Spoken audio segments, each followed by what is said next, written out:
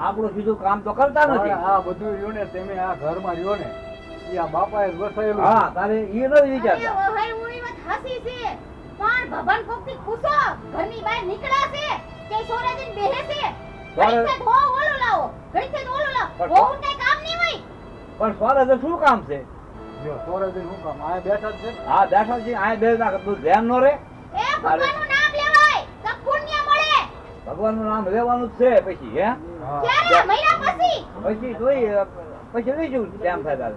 નો time થાય તારે હાલો બાબા આવજો હો આવજો. એ લેતા જાઓ તમારા બુદ્ધાશ્રમમાં અમાર એ હાથ આવજો આવજો હો. ઈ તો બોલે તમારે બહુ ધ્યાન ન દેવું અમારી વાતમાં. આવું તો અમારે હાયદા જ કરે.